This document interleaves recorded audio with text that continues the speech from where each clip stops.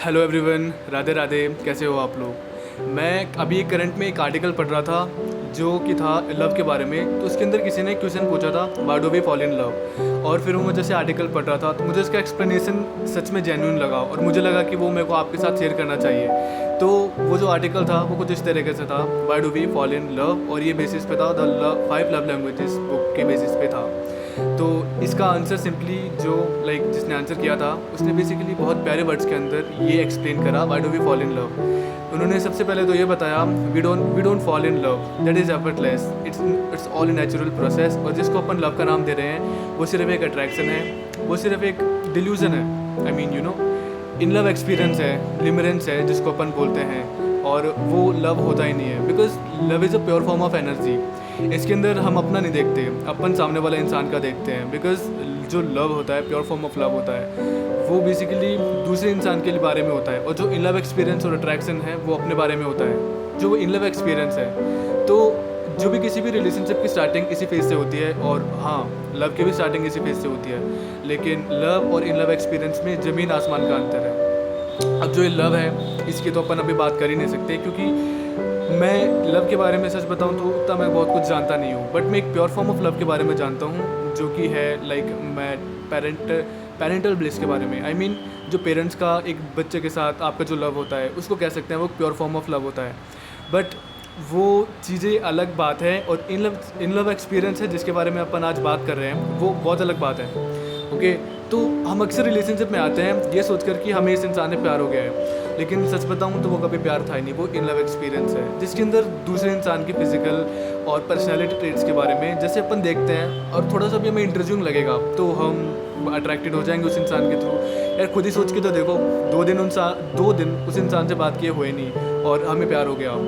उस इंसान की बातें, आई मीन बस एक बार उसकी आवाज़ सुनी, हमें उससे प्यार हो गया। हमने उसको देखा, उससे प्यार हो गया। वो प्यार नहीं है भाई, वो अट्रैक्शन है। आई मीन बहुत सारे लोग, चलो अगर लड़कियों की दोनों के केस में बात करें, कोई भी होगा बंदा बंदी जो कि किसी भी अपने कम्युनिटी ग्रुप में फेमस है, हो सकता है वो ज़्यादा इंटेलिजेंट है, अट्रैक्टिव है, उसकी पर्सनैलिटी काफ़ी अच्छी है, तो काफ़ी लोग उससे अट्रैक्ट होंगे। तो हम देखेंगे यार बहुत सारे लोग इससे अट्रैक्टेड हो रखे हैं, इस इंसान में ऐसा क्या है। तो फिर कहीं ना कहीं एक साइकोलॉजिकल बेसिस पे हमें भी उस इंसान के ऊपर क्रश आ जाता है और हम भी उस इंसान को पसंद करने लगते हैं ना चाहते हुए भी।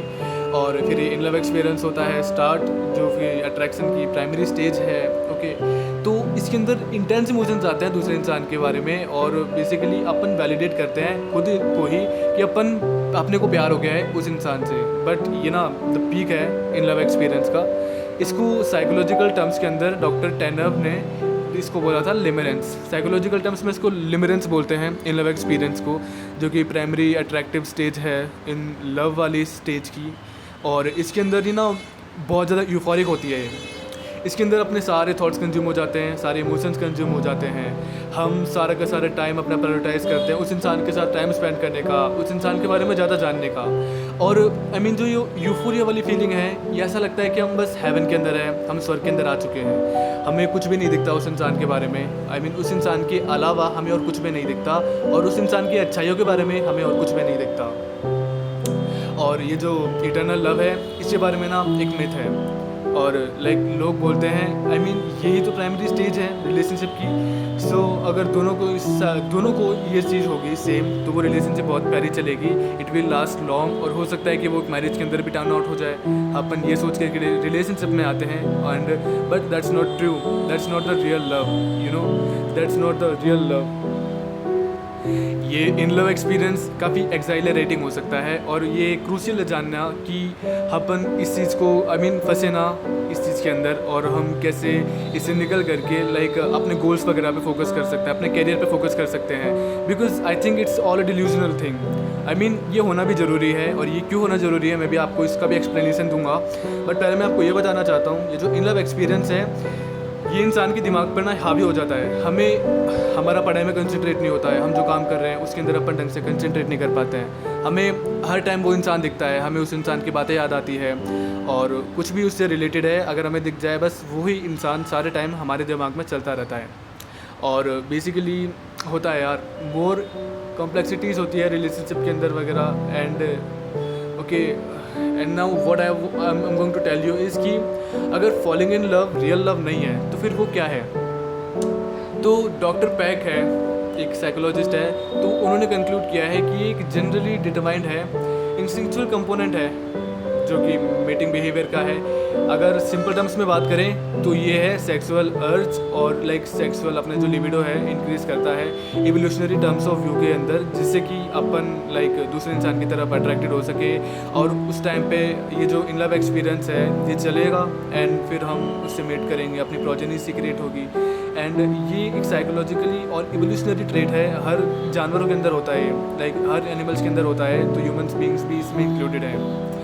अगर अपन इसको इस कंक्लूजन के साथ अपन एग्री करें या ना करें, जो भी अभी जो जितने भी कपल्स हैं जिनको लगता है कि जो इन लव एक्सपीरियंस वही उनका प्यार है, बट वो ऐसा नहीं है। ये जो लव है, जो तुम्हारा सच्चा प्यार दिख रहा है, ये सामने आ ही जाएगा किसी ना किसी दिन। ओके, सो एंड ये अपनी रीजनिंग कैपेसिटी को कम कर देता है, हमें कुछ सही गलत का पता नहीं चल पाता है। अगर हम ये भी देख लेना वो काफ़ी इंसान टॉक्सिक है वगैरह ये सब है, उस इंसान के अंदर दुनिया भर की बुराइयाँ होंगी, वो इंसान के अंदर गंदी हैबिट्स होंगी। हो सकता है अगर एक लड़की की किसी में बात करें, अगर किसी उस लड़की को कोई लड़का पसंद है, हो सकता है वो स्मोक करे, वो ड्रिंकिंग करे, हो सकता है वो काफ़ी टॉक्सिक हो, उसका नेचर बिल्कुल भी अच्छा नहीं हो, बट उसको क्योंकि अनलव एक्सपीरियंस हुआ है तो उस इंसान के बारे में उसको सारी अच्छी चीज़ें दिखेंगी जब तक कि वो इन लव एक्सपीरियंस लास्ट नहीं हो जाता है।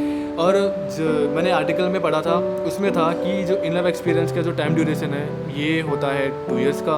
एंड जैसे 2 इयर्स कंप्लीट होंगे आपकी रिलेशनशिप को या फिर किसी भी चीज़ को, आपका जो इन लव एक्सपीरियंस है, आपको फिर रियलिटी का लाइक सामना करना पड़ता है। आपको पता चलता है यार वो इंसान ऐसा था ही नहीं जैसा आप उसको मान रहे थे। आप you try to change that person, यार मैं तो कर ही सकता हूँ, मेरे में तो एक कैपेसिटी है कि मैं उस इंसान को चेंज कर दूंगा द वे आई वांट। अगर वो टॉक्सिक है तो क्या हुआ, जब मैं उसकी लाइफ में आऊँगा या फिर आऊँगी, मैं उसको कम्प्लीटली चेंज कर दूँगी। एंड हो सकता है वो इंसान बदल भी जाए, क्योंकि मैं तो सच्चा प्यार करता हूँ ना उस इंसान से। हो सकता है कि वो इस बेसिस पे फिर वो हो जाए change, but this is not the true love. Okay, जो ट्रू लव होता है वो एक प्योर फॉर्म ऑफ एनर्जी होती है, जो कि काफ़ी ज़्यादा मैच्योरेशन के बाद आती है। अभी तो लाइक स्टार्टिंग के फेज़ के अंदर, एजेस के अंदर ये अट्रैक्शन ही होता है। और जो ट्रू फॉर्म ऑफ लव होता है वो बेसिकली अपने पेरेंट्स ही कर सकते हैं अपने साथ में, एंड नथिंग एल्स, बिकॉज वो खुद का नहीं चाहते हैं। आई मीन लव यही तो होता है, दूसरे इंसान का देखना, नॉट ऑफ आर्स। सो जो पेरेंट्स अपने होते हैं, they are the examples of the pure form of love. So please reciprocate their love. आप किसी न किसी तरीके से उनसे प्यार करो, उनसे बातें करने की कोशिश करो। सही बताऊँ, हम में से अधिकतर लोगों को ये भी नहीं पता, आई मीन उनकी फेवरेट डिश कौन सी है, उनकी फेवरेट विशेस कौन सी है, and we don't know nothing about them. But कोई इंसान 2 दिन हुए उससे मिले, हमें उसके बारे में हमें सब कुछ जानना है। हमें जानना है कि वो इंसान क्या करता है, हमारे साथ हमारी कंपैटिबिलिटी कैसे बैठेगी, ये होगा वो होगा, कुछ भी नहीं फ़र्क पड़ता है ना अपने को यार।